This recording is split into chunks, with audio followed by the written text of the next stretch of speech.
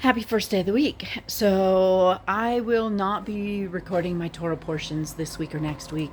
I'll send out last year's.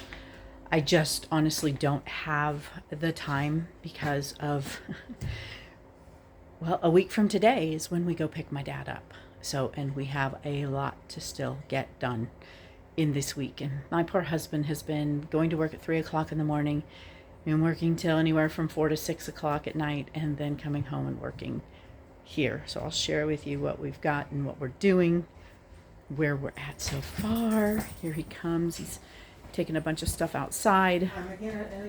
You're going to be in it. No, it's facing me. So you're not in it right now, but you will be. So where we are at right now. Turn it around. This is stuff, the giveaway pile. This has to get stored for my son. It's some of his stuff. And giveaway yarn. This needs a lid on it and put out in the shed. It is my patterns. And then this is all stuff that was decoration. Some of it will be put back in the rooms. Some of it will go away. And then we ran out of small 12-gallon totes, and we don't have time to go to Costco to get more. I might buy some from Amazon so that we can finish up. Then I have to go through my cookware, and I don't need all of it.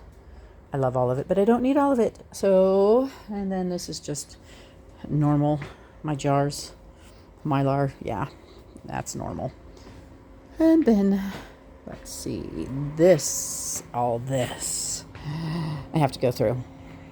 Yeah, these are the things I do in the evening, sit and go through. And then, here we go. Here's the room. The room's almost done. We need baseboard. And then the bathroom. And it is, yep. So he's working a lot in here. He's going to be putting the accordion doors up today. And then the hoarder room. The hoarder room is all cleared out. So got kids' stuff will go there. This is kids' stuff. It'll all go in there. And then I've just got to go through these two shelves, that shelf and that shelf, and figure out where to put stuff. And we're getting down to it. The last push. And it's pouring rain, but it's nice. I'm going to get some soup started and let that cook in the crock pot. And then the kids are coming over. So the kids are coming over. Lacey and Brett are going down to visit Brett's grandpa, who's in the hospital. And so the kids are going to come over here because he's in ICU and children can't go in there. And then we'll, tomorrow I watch the kids in the morning. Tuesday, Lacey's going to come over and help finish putting stuff up together. And then I have I have an appointment in the afternoon. And then Wednesday, I watch the kids. Construction. Wednesday, I watch the kids while Lacey comes over here and cleans the house, which it really needs it. And Lacey cleans my house usually once a month, but we've had this all going on, so she hasn't been able to. But we need it clean before Dad arrives. So that's Wednesday. I've got Thursday and Friday to finish things up. Saturday's Sabbath, and then Sunday morning we get up and go to Southern California, pick him up from LAX, go to the hotel, spend the night, rest after his long day of flying across the country, get up the next morning and drive home to his new home. And then we actually have a doctor's. That's why I won't be doing Torah portions next week either, because we'll be traveling. And then we have his first doctor's appointment with his new primary care on Wednesday. So it's like boom, boom, boom, boom, boom. Stuff's happening fast. But I sat down to do the Torah portions, and I got partway through it, and it glitched out, and I just don't have it in me right now. Oops, there we go. I just don't have it in me right now to to do that, because there's so much that's got to get done. So I'll send out this week or last year's to those of you that I send it out to. And I wanted to share not just an update of what's going on here, but a really beautiful thing is I had the very first real conversation with my dad ever. I mean, like, I've only known him for 26 years, but it's been, maybe once or twice a year we see each other, or 2 or 3 times a year, a phone call. But it's always been superficial.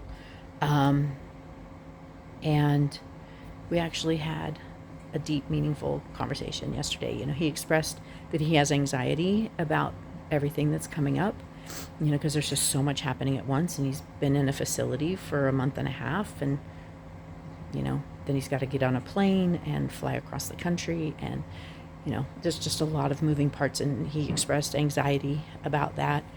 And then I expressed to him anxiety about him coming to live in our 1,600 square foot country home, where he has been very used to a very affluent life, living in very expensive parts of Southern California, being part of a country club, and it's a completely different life for him. And so I was, told him, let him know I had some anxiety about him, being happy and comfortable here in something that's a lot smaller than he's used to. So, and he said, don't worry about that. So, and we went over like things I need to pick up from the grocery store for him before he comes, like his favorite coffee creamer, which I'll probably try to switch him to raw cream. We'll see if I can get that. He was letting me know about certain cans of soup that he likes, and I'm like, yeah, well, I'll be making homemade soup. He loves soup, which is awesome, because I make soup all winter. But yeah, I said, oh, well, I'll be making that homemade for you. We don't need to buy any cans of soup. So I've been terrified, and I've gone through, it's been scary going through just different scenarios. And then Father's like, why are you building scenarios in your head? You have no idea what it's going to be like when he gets here. So stop. And I'm like, yeah, you're right. And I'm actually really excited to have a dad. I mean, I've had stepdads that came and went, none stayed. So I'm kind of excited to have a dad and actually get to know and to honor and serve my dad. I'm actually looking forward to that. I'm looking forward to hopefully creating a space where he'll be comfortable and he'll enjoy his life. So that's my goal. That's my prayer. So anyway, that's where we're at now, and it's been a lot. Oh, you know what? Do you need something, sweetheart? Huh? Do you need something? No, I'm gonna do that water line in a second. There might not be proper language doing it. Oh, okay. Yeah, we found that probably 25 years ago?